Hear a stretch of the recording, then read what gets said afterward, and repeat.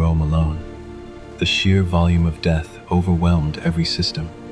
Roman culture placed immense importance on proper burial, the ritual washing, the coins on the eyes, the procession to the tomb. These traditions ensured the soul could pass to the underworld. Now, there were simply too many corpses. The professional undertakers could not keep pace. Bodies piled up in the narrow streets of the Subura. Some families, desperate and terrified, dumped their dead in the Tiber River.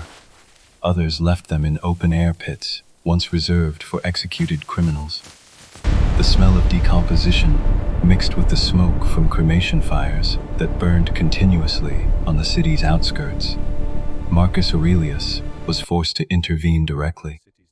He ordered the imperial treasury to pay for mass burials, trying to restore some semblance of order and prevent ritual pollution from spreading panic even further. But the breakdown extended beyond funerals.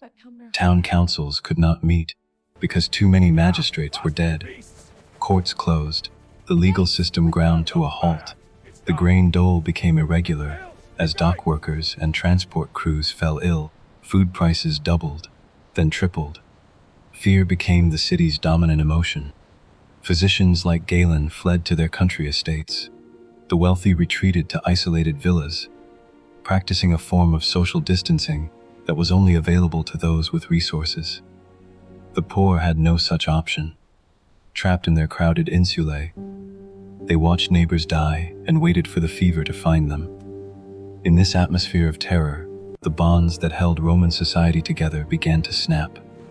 Families abandoned sick relatives, walling them into their rooms to die alone. Parents fled, leaving children behind.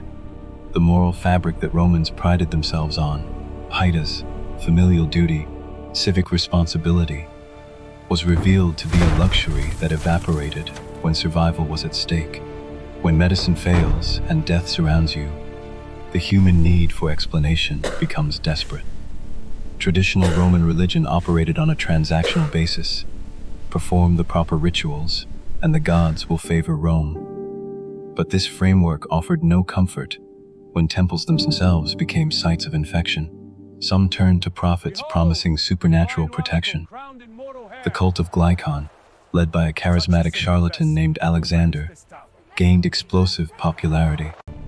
He sold thousands of amulets carved with protective charms, promising they would keep the cloud of plague away. People paid substantial sums for what amounted to carved rock, not because they believed the magic was real, but because they needed something, anything, to hold on to.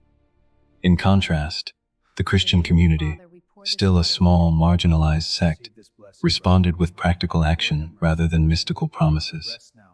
Christians believed in an obligation to care for the sick, even at personal risk. While many pagans fled, Christians often stayed behind to provide basic nursing, water, food, and cleaning. This care did not cure the disease, but it significantly improved survival rates. A patient who received hydration had a far better chance than one left to die alone in a sealed room. Neighbors who witnessed this were moved. The Christian promise of resurrection offered meaning to senseless death in a way that traditional religion could not.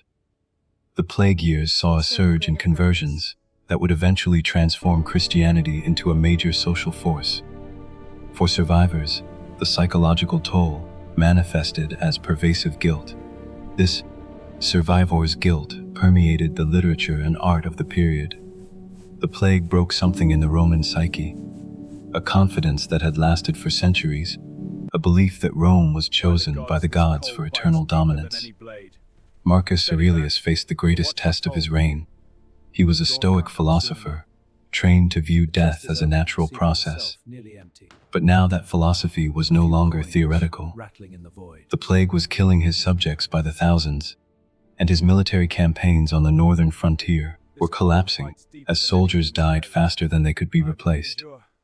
The imperial treasury was hemorrhaging gold. His personal writings from this period, the Meditations, reveal a man attempting to maintain rationality in the face of civilizational collapse.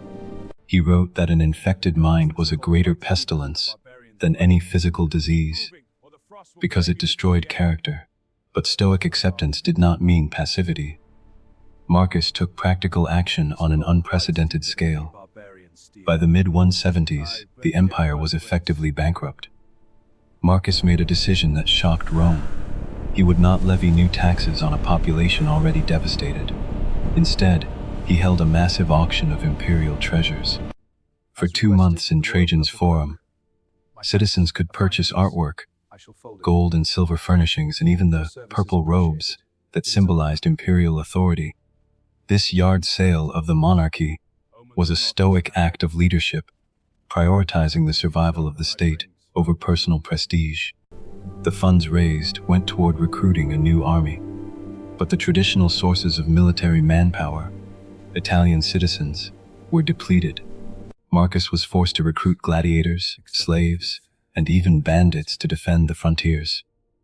This desperation set a precedent that would define the later empire: the increasing reliance on barbarian auxiliary troops and the transformation of the Roman military into a force that owed loyalty to commanders rather than to Rome itself. Marcus Aurelius likely died of the plague himself in 180 AD in a cold military camp near the Danube. His final words to his guard were reported as, "Go to the rising sun, for I am already setting." With his death, the Pax Romana effectively ended. His son Commodus, who lacked his father's discipline, would plunge the empire into instability and civil war. The plague did not end Rome, but it permanently fractured the foundations of imperial power. The demographic catastrophe was staggering. Modern historians estimate that 10 to 25% of the empire's population died, between 7 and 19 million people.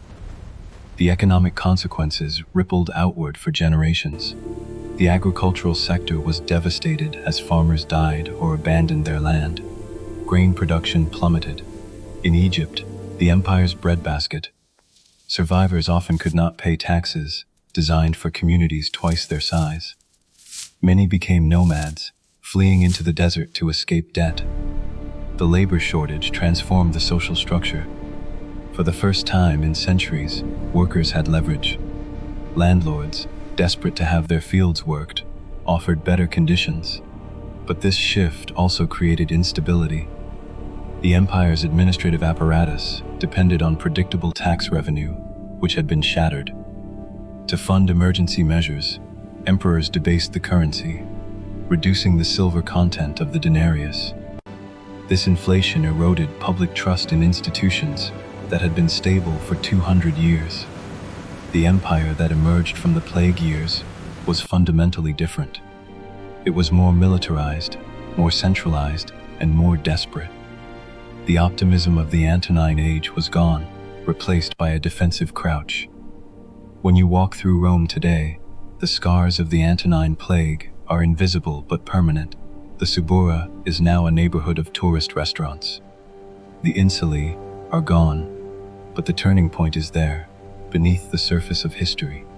The plague demonstrated that even the most powerful civilization in the ancient world could be humbled by biology. Rome's greatest strengths, its connectivity, its urbanization, its global trade, became the very vectors for its destruction. The human experience of the plague was one of unremitting fear, yet the response of Marcus Aurelius set a standard for leadership in crisis.